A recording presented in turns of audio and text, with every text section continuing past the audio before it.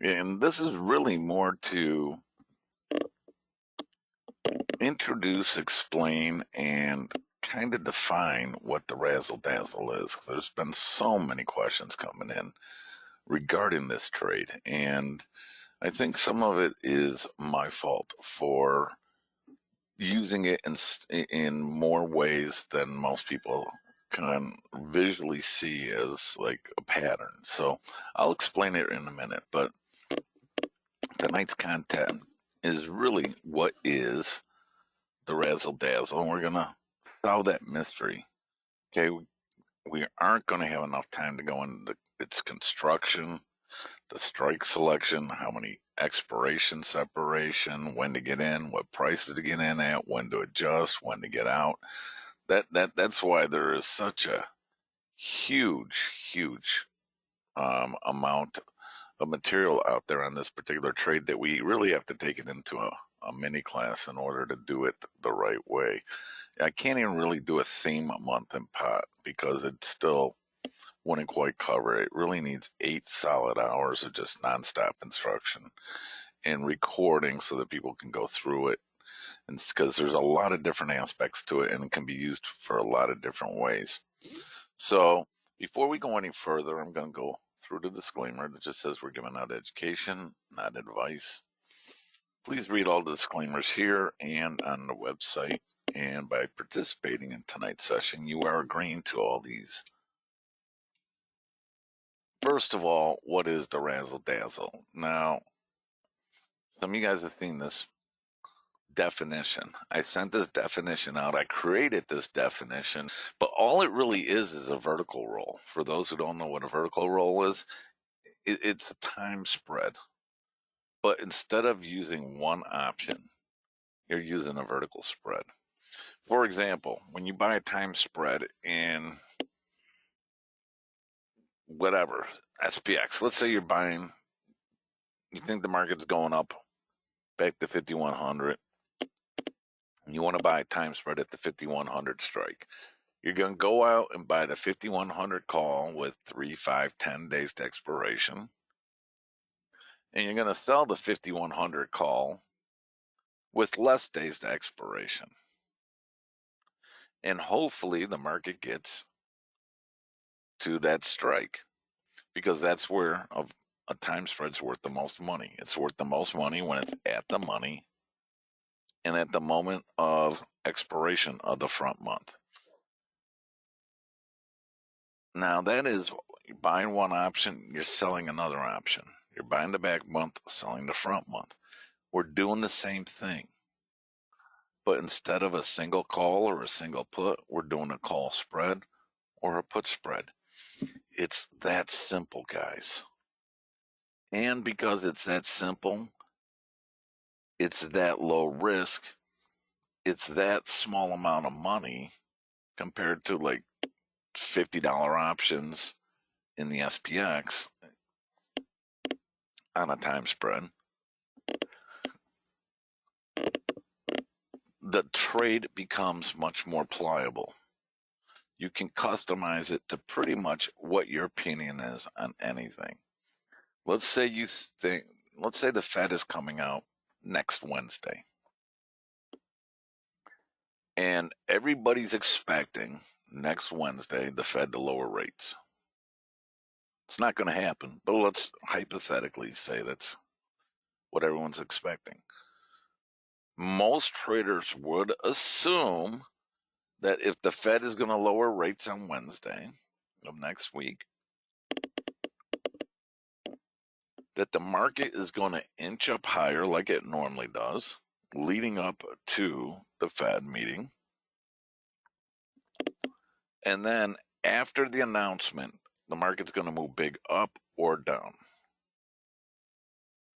So you want to be long a call spread right now that is going to go in the money and maybe expire Wednesday or Thursday after the Fed cuts rates and the market jumps higher. So you want to go out and buy a 1 week call spread. The problem is the market can go down between now and then. we can sit and the call spread slowly erodes its value as we get closer and closer to Wednesday's expiration. Now you're thinking, wow, I thought we were going to inch higher leading up to the Fed, because most people are expecting a rate cut, so they would be a little bit bullish and start buying in anticipation of the rate cut. But nothing's going on, and the market is just sitting still. The call spread I bought for $1.50 is now down to 50 cents. I need this rate cut now. Instead of betting on the rate cut, I need it to get back to break even and make a profit. Well, one way of hedging that long call spread is to sell another call spread against it that eats away or compensates you, is a better way of saying it, offsets the time decay that long-term call spread has. And by long-term, I mean 1 week. So you buy a 1 week call spread, but every single day is bleeding a little time value. So you sell a call spread with a shorter time period, hoping it expires worthless and offsets some of that time decay the long-term one has. So as this definition says, it's simply a long vertical roll, or you can think of it as long vertical time spread, where the purchase of the further out in time expiration long vertical spread is closer to at the money than the shorter term. Now, this last part, where it describes the strike prices, is what separates from a diagonal roll or a vertical roll, because we're adjusting the strikes, and there's a strategic reason for the strikes. In other words, if you went out and bought the 5100, 5105 call spread with a week to go to expiration and sold the 5100, 5105 call spread for tomorrow, that's just a vertical roll. You're not playing with the strikes. Once you start getting a little bit fancy pants and playing with the strikes and stuff, that's what turns it into a razzle dazzle.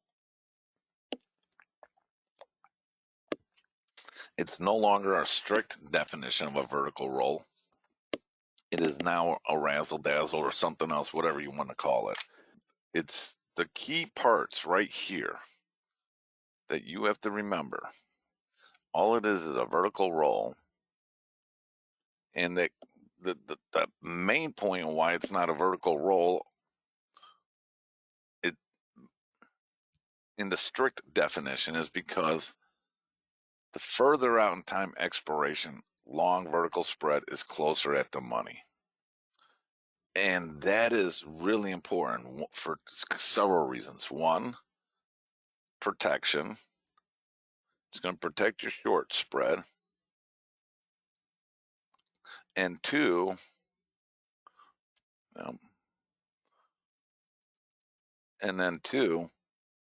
is theta.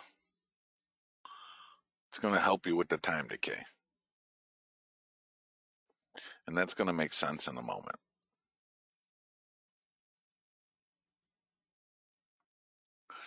But protection is probably the best thing. I know there are a lot of people here who like selling vertical spreads, selling Iron Condors and stuff. And then days like this, we just start falling, and the gut starts tightening up, and you're like, wow, we were up 3 points in the minis, and now we're down 30 in seconds. I'm getting nervous about my put side. I wish I had protection on for it. Do I just buy this Iron Condor back, or do I sweat? It is the protection that makes this trade very, very flexible. As a matter of fact, I went out and put a new example in, compared to when I've taught this previously, of a trade that sucked, where the market we essentially bought the top of the market. We essentially bought SPX 5265 or whatever it was with the Razzle Dazzle. and needed the market to stay flat or go up. And guess what? It went straight down and we still made money. That's when a lot of people just start saying, wow, you know what? I know we're bullish. The market fell apart and we broke even and made a little bit of money. I got to learn this strategy. This is a lot more durable than what I'm doing right now. So this is essentially the trade. Example 26 on March 27th, when really the whole hoopla started and my emails just email account just got blown up. Okay. And here's the definition again. And in orange, the key part, further out in time expiration, long vertical spread is closer to at the money. So when you're looking at this, what you see is this trade can be broken into two pieces. Here's the long vertical. Here's the short. April 2 versus March 28th below. You will see that this is what calls. So as the market is going from 55, 60, all the way up to 75 strike, our long spread is down here and our short spread is up there.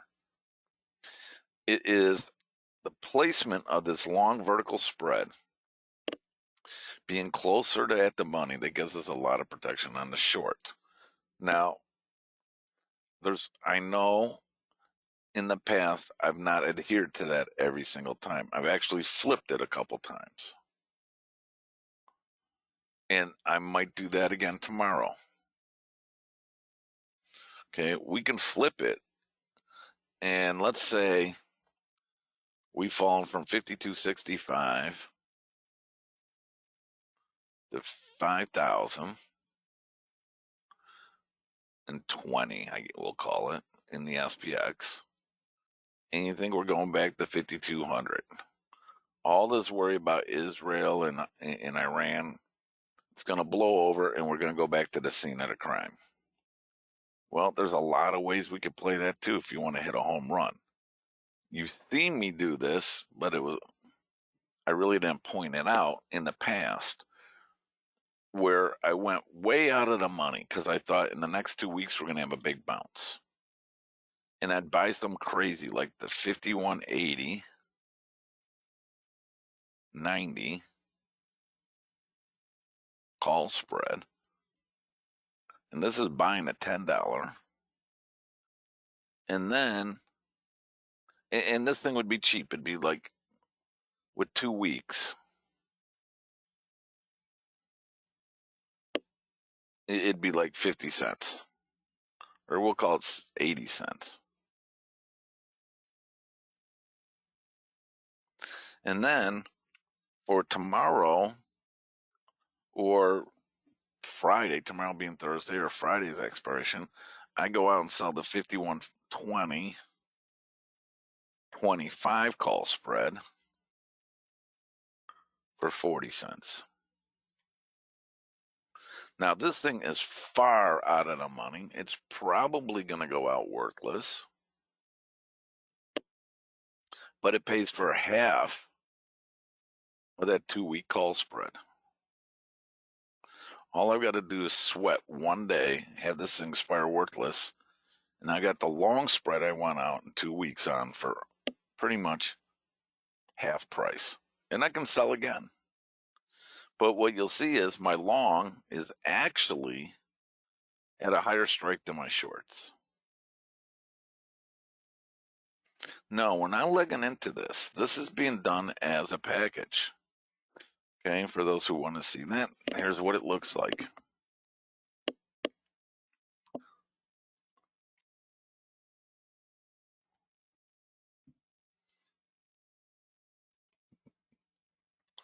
No, I did leg our 10 lot this week. We did a 10 lot with puts on a Razzle Dazzle. What was it, yesterday? And I did leg that for about 5 minutes. Only because I wanted to get it on for 40 cents. I knew I couldn't get it on for 40 cents as a package.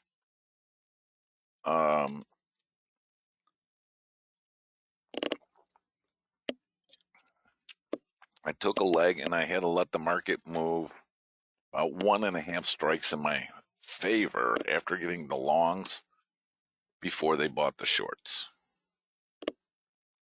But most of the time we are doing this, almost every single time we've done it, has been as a package. So, and yes, you can do this as in the equities, and I'm going to bring up equities in the mini class. Yes, to answer your question, in the mini class, we'll be talking about equities. We could be doing this in Tesla right now. So where we left off is this slide, and we're really looking at the top half right here, and you're going to notice by this definition, the further out of the money vertical spread is being sold in the front month, the closer to at the money is being bought in the back month.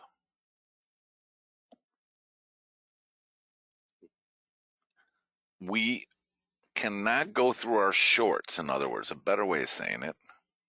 So we can't go through here. All right, there's our shorts. We can't go through our shorts without first going through our longs. So by being long, closer at the money options, it's protecting our shorts. And at the same time, we're getting time decay in our favor. That is the objective. Now, weird things can happen because in the monies, if they go too far in the money, time decay goes against you versus for you, etc. But that's in more detail later. And here's the trade we put on. Okay, example number 26. We did everything wrong on this trade. My timing was atrocious. And yet we made money. And that's what piqued people's interest. Here you see in the green is our longs, the reds are our shorts. We're long the April 2 55-60 call spread, and the market can't go into the shorts without first going through our longs. That is very important in terms of protection. It doesn't give you sold protection because what if we go to 80 today and the market closes at 80? The short spread's going to close at $5. You don't have any chance of it going lower. In other words, if today we're March 28th and the market goes through all the call spreads, our longs are not going to be worth $5 because there's still a lot of time till expiration, but our shorts will go to $5. Now we can't afford to have our longs not close in the money because we needed to pay back what we lost on our shorts. And because of that, we start adjusting and rolling. But I'll go into that in a little bit. But here's how it looks if one wants to graph it out. And it gets a little bit complicated, okay? Because we're dealing with two different expirations. So the graphs really don't line up. You just sort of see curves. And those curves don't really mean too much and they're not very accurate. So I'm not even going to put them up. A better way of thinking about it is if these were at the same expiration. Pretend this is all March 28th or all April 2nd. Now let's graph out the long spread, which is the 55-60. And that portion of the trade was 235. Excuse me. Yeah, it was 235. The price you see in the top right corner where it says 135 debit was not where we were filled. I had to pay 10 cents more. So we did 235 versus 90 cents. We paid 145. We just started out trying to pay 135 and I gave it another 10 cents. So this is actual first ticket order I sent in. This is the actual order. I'm not recreating it. Then the sale of the 70-75 call spread at 90 cents will have a graph looking like this. If we did this combined, we're going to end up with a condor. And the condor is going to look like this. Now we're going to be in a long condor because it's the same expirations. It's going to be $1.45 debit. And the problem with that is, because it's two contracts, we still have $290 of risk to the left or the right of the graph. If we don't close somewhere between 55 and 75, we're going to have a loss. It's hard to nail that. What do you want to have happen? What is the best thing to happen with the Razzle Dazzle? Well, here's that trade again. Here's an example of the worst timing in the world. In my defense, I don't know where the top's going to be. When I show you the next slide, you're going to see a huge trend, and all I did was hop on the trend. I don't know when the trend's going to end, so I'm going to keep riding it and riding it because it always lasts longer than you expect it to. So we put this order on March 27th at the close for the next day. The shorts are March 28th, 70.75.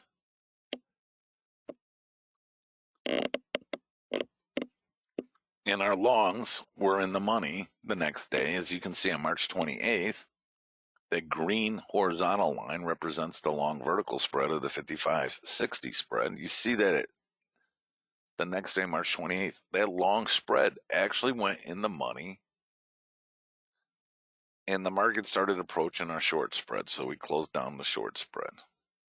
We then sold more call spreads for the next day, and guess what? We want the market to keep going higher. What we would love to see happen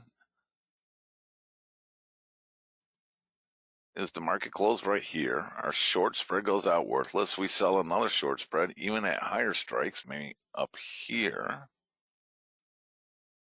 The market goes up even more. We sell another spread even higher.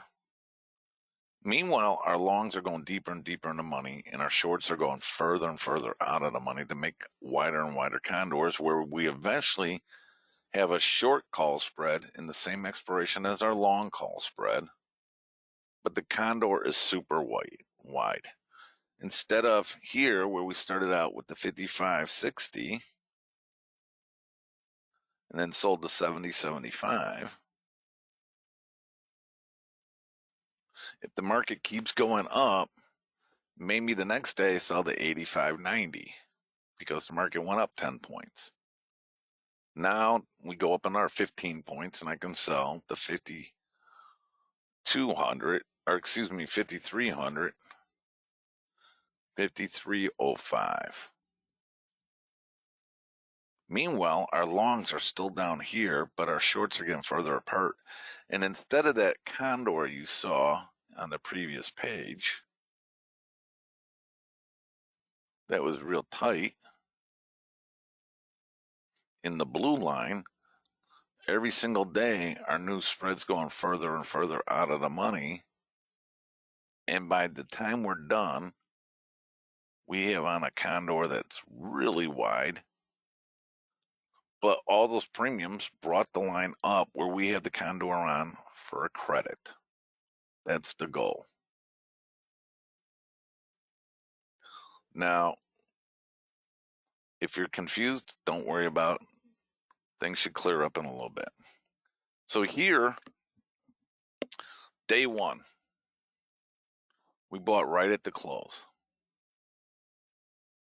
Day two, we go up a little bit more, and that's the high of the year.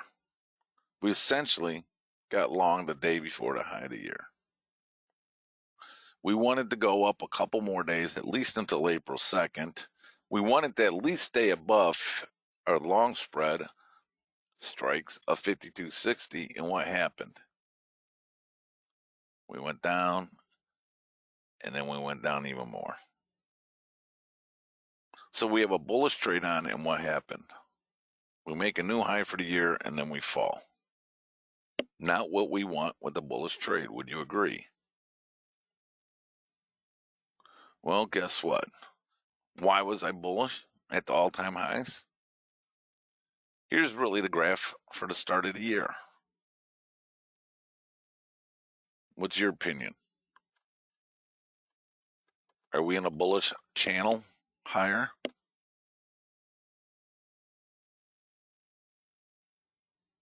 That looks like a bullish channel to me. It's always going to end. I just don't know when.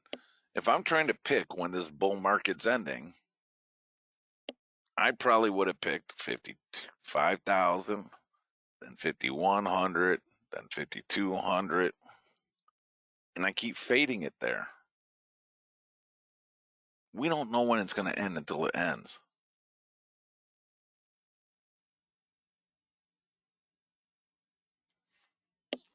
So guess what? Assume it's not going to end today just because you got long. So why not be bullish? Again, I've been bearish for a while because I don't see any reason to be bullish, but I'm not going to fight the trend.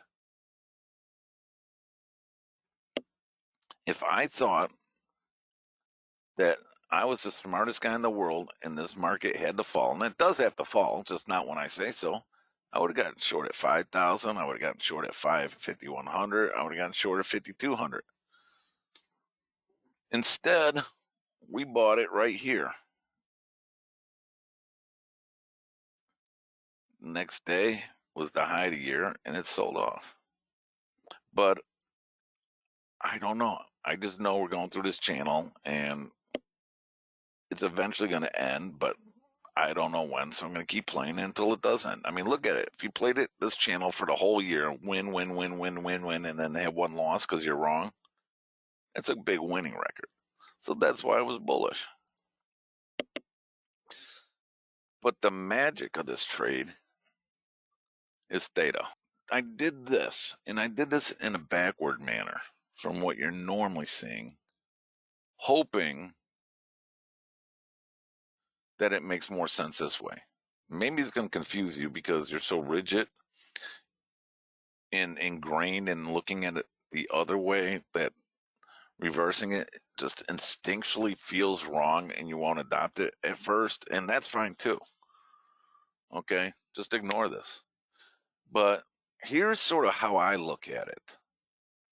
And for people who I've had conversations with in the past where they were a little bit confused on the Razzle Dazzle, I sort of wrote this down on a piece of paper and sent them an email or over Skype and stuff.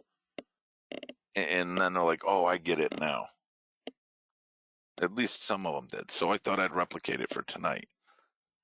But the expirations are deliberately backwards to make visualization of this concept a little bit easier. Now, the first week or the first day of anyone learning what an option is, you've seen the time decay graph. And that's that green line right there. And usually from the left is the most amount of days until expiration. And as we go to the right, there's 0 days until expiration.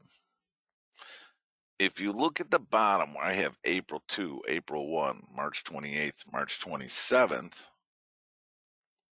it almost looks like the days are backwards.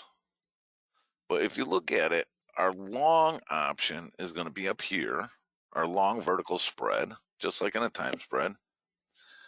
And ignore this one for the moment. Say we start out by selling a short vertical spread with closer time until expiration. I put it on at the night of 27th for 28th expiration. So really, we're going this way 1 day at a time.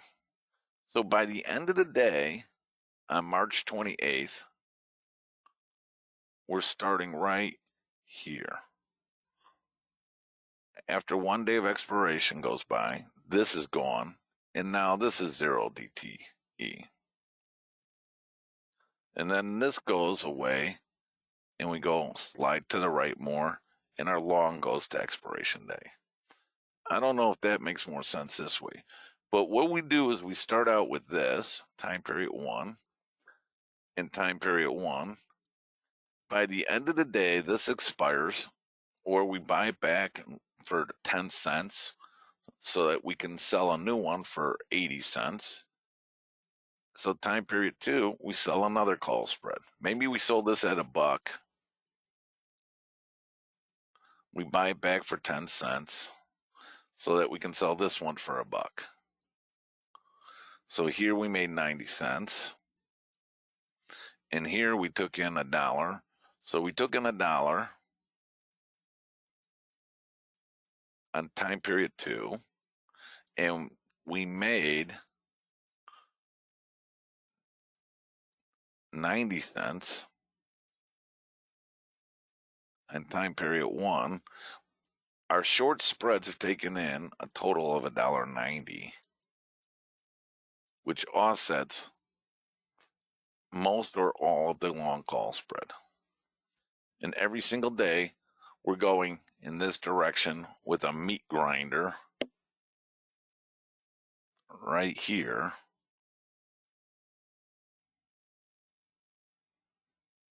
Taking in options and spitting out P&L. Does that make sense? Or does that confuse you guys with the expirations reversed?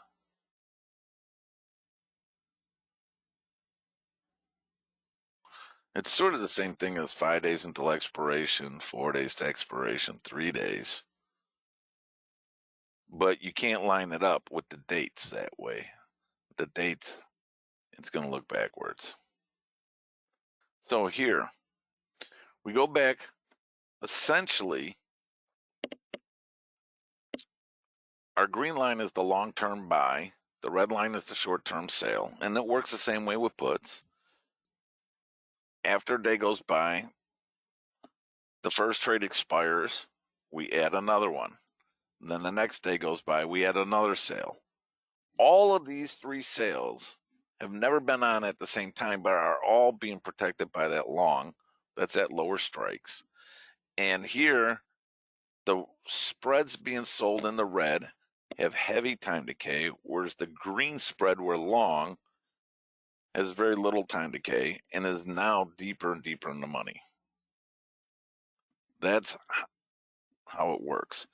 Here you see example 26. We got into it at the worst possible time. We needed our spread, the 55.60 on April 2nd, to be in the money. It's worthless. Everything expired worthless. Yet we still made $65 on the trade. Why? Not because we bought a call spread and the market went up for 1 day and then fell for 2, but because as the market was falling, we're selling premiums that are offsetting the cost of the long.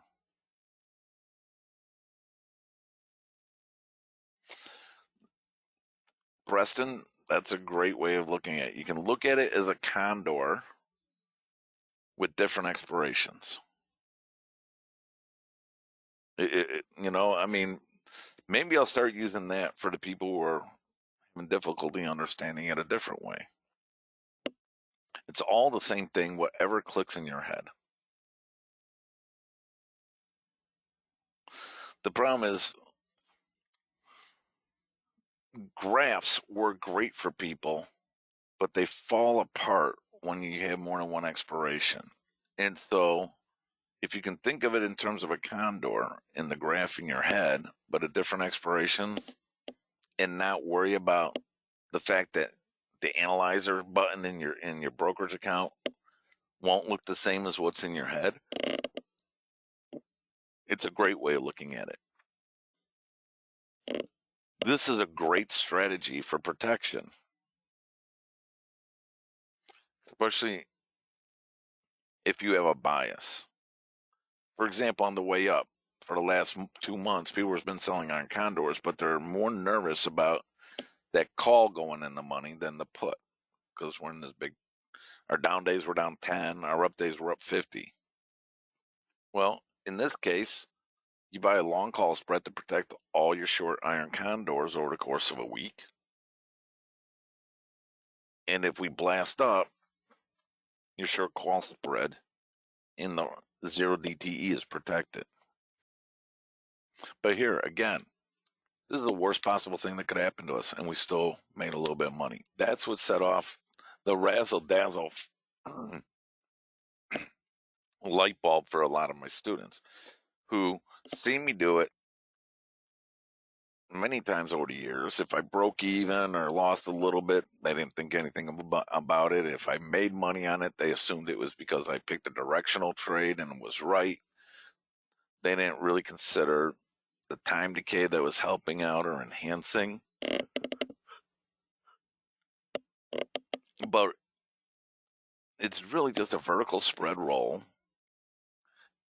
with the short spread that's further out of money than the long. And it's because you want to pick a direction,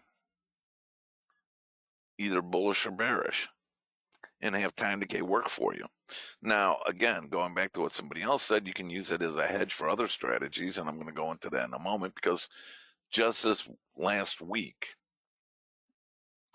I started cross-pollinating the trade, which is how I've always looked at it. I haven't done it with students because I'm trying to make this as simple as possible. And when you're teaching something, you try to remove as many unnecessary variables as possible. Adding more and more variables, especially for the sake of adding variables, usually adds to the confusion, not the understanding.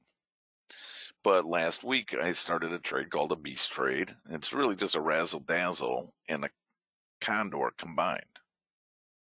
Somebody else said, what about Iron Condors every single day as part of a Razzle Dazzle?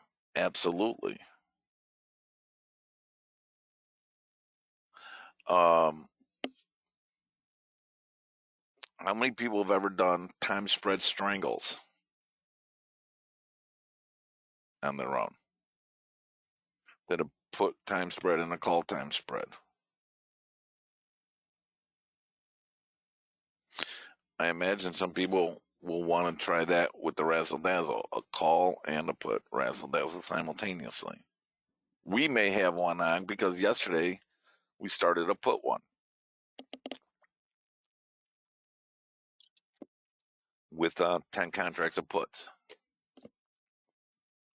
Tomorrow, I may start one with calls, and we'll have them on both ways. This is going to give you delta protection. Now, I wasn't going to go into it because of time constraints, but some people are asking about delta, so I'll go into it real quick. If I was going to start a Razzle Dazzle tomorrow, what would I start? What would the delta be? Okay. Well, first of all, that's going to go into the criteria, and my selection of what spread to be long is going to take an hour to explain. So I'm not even going to go into it.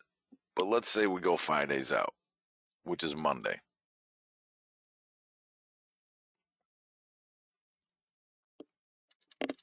Let me look at the chain real quick.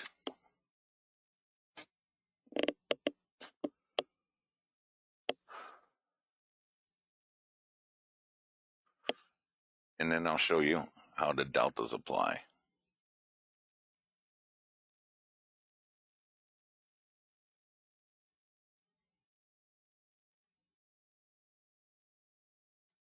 Wow, I should have done one at the close today. Oh well.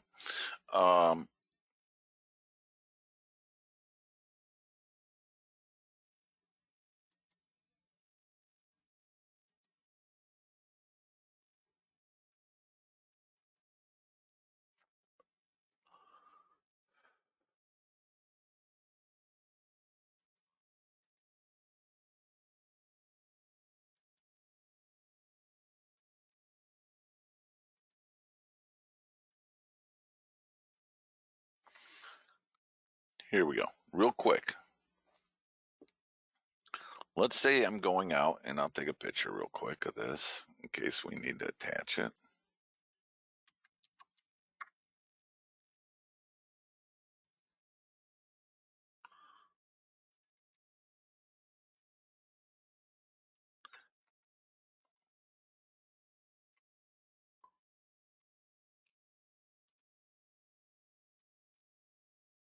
I'm going to sell the 80-85 call spread.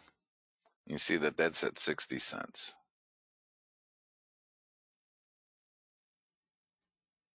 And I'll move this over here.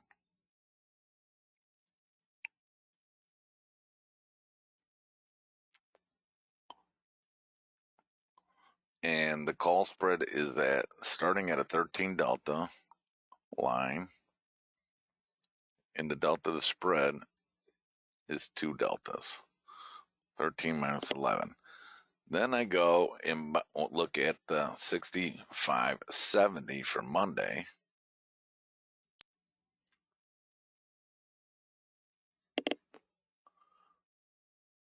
And you see it too is a 2 delta. Here's the 65s, here's the 70s. The spread's 2 deltas, but it's long at the 35 delta line, meaning the market is reading this as having a much better chance of being in the money at expiration than the shorter term. It's got a 35% chance, whereas the other one only has a 13% chance. So even though these things starting out delta neutral, which is cool, it's delta neutral. Both are 2 deltas. My longs are going to ride up that curve a lot faster because they're right here as 35 deltas compared to my shorts, which are at 13. So the deltas, even though they're not flat, are actually benefiting me. But I also have time decay in my favor. Here, I'm paying very small time decay on my long. My short has heavy time decay. Man, I wish I'd saw this. I would have done this trade. Oh well. Here's another way that I've described the Razzle Dazzle in the past. It's like a vertical spread with a hedge or a time spread. But instead of single options, it is vertical spreads. And again, you've seen this already. The 7-day longer term is on the right, the shorter term is on the left. We want the market to go through our longs before our shorts. Our longs, we don't want time decay on, but it's got very little and more deltas. Our shorts have more time decay. That's a benefit. And less deltas. So we got a lot of benefits going in our favor here. What are you hoping for? The market goes through your long, but not to your short. The short expires and you redo the whole thing. Now, what I was getting into when we went off on the delta tangent, I didn't want to just leave you hanging there with deltas if you had a question about it, is combinations. We started this in pot last week, where here we bought our longs, April 12th expiration, and that's long a back month put spread. Then we sold 2 contracts of a shorter term put expiration further out of the money. Razzle Dazzle right there, right? Our long spread is closer at the money than our short. And then we also sold some condors in the same expiration. So we had on a trade that was part condor and part Razzle Dazzle, which somebody brought up earlier. Can I do short Iron Condors in a Razzle Dazzle? Absolutely. I would say half of the class, or maybe a third of the class in the mini class I'm teaching on May 4th is going to be combining this Razzle Dazzle with other strategies, because that's how I look at it.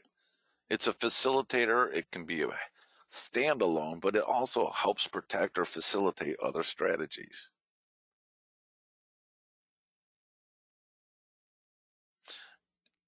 Now, someone asked me, why have I been doing so many Razzle Dazzles of late? And that really comes back to this. It is the perfect strategy for a trending market.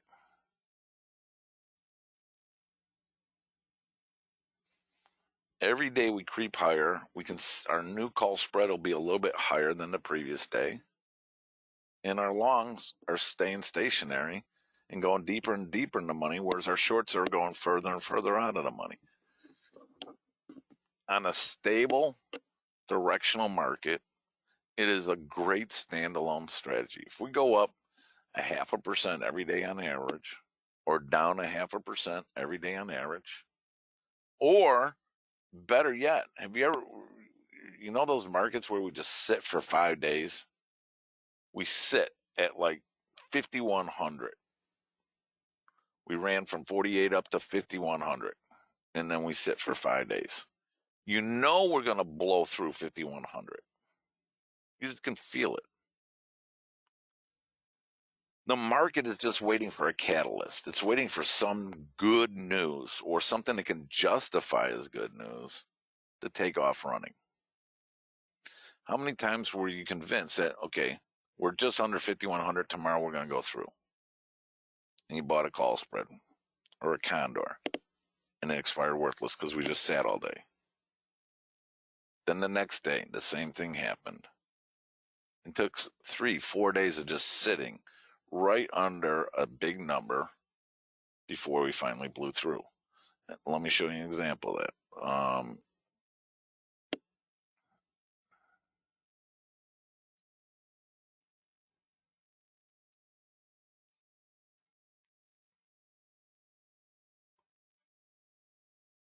Well, here's our Razzle Dazzle that just stunk. We were bullish. It went down. But it was like we kept hitting our head at 52.60 and falling. 52.60 and falling. 52.60 and falling. Great trade to be in a Razzle Dazzle if you think it's just waiting to finally blow through. Now, it didn't blow through. We fell, but most of the time it blows through. And I can show you a lot of examples of that where the Razzle Dazzle is perfect to play as a waiting game. And the more days it takes to get through that big number, the more it really favors your trade. Here. We had a lot of instances at big numbers this year. Let me show you. This year was great at big numbers. Here, 5,000. Right here. Kept going to 5,000 and sitting, 5,000 sitting, 5,000 sitting, and then we blast it through. So that's what, 1, 2, 3, 4 days before we finally went through. Going through 5,000 the first time, or 50-40 the first time, or 5,100 the first time. All great Razzle Dazzle experiences. Believe it or not, what surprised me is I've been doing Razzle Dazzles, peppering Razzle Dazzles forever. It wasn't until like we got in at the worst possible time, we did everything wrong, and we still broke even, that people said, you know what, this is what I want to learn. If I can screw up everything and break even, that's my goal. So I got to really hand it to people for that. But back to where we were.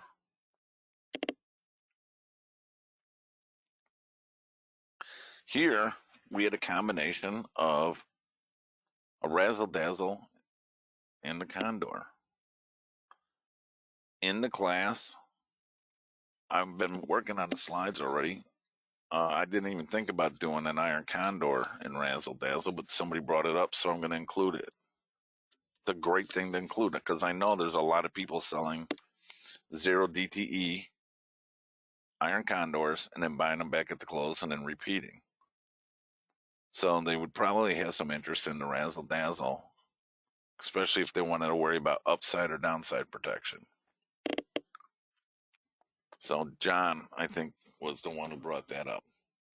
Now, here we had the Razzle Dazzle on, and what happens next? Market sold off, and what you see here is the April 10th that I'm short. I bought back and rolled them out to meet up with my long April 12th, thus going from a Razzle Dazzle to a Condor, which brought in another 50 cents 2 times, or $100. So the great thing about the Razzle Dazzle is your shorts start causing problems, roll them to where your longs are, and you end up with Condors that are very safe. That's what I really like about this for new people, is that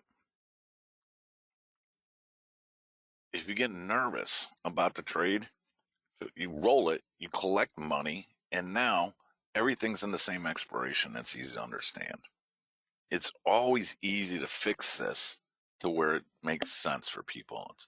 It's a complicated trade to learn, but the exit, the panic button, is very easy to execute, where everything just ends up in the same expiration, and you look and you got a Condor on. And then what we did is cleaned everything up.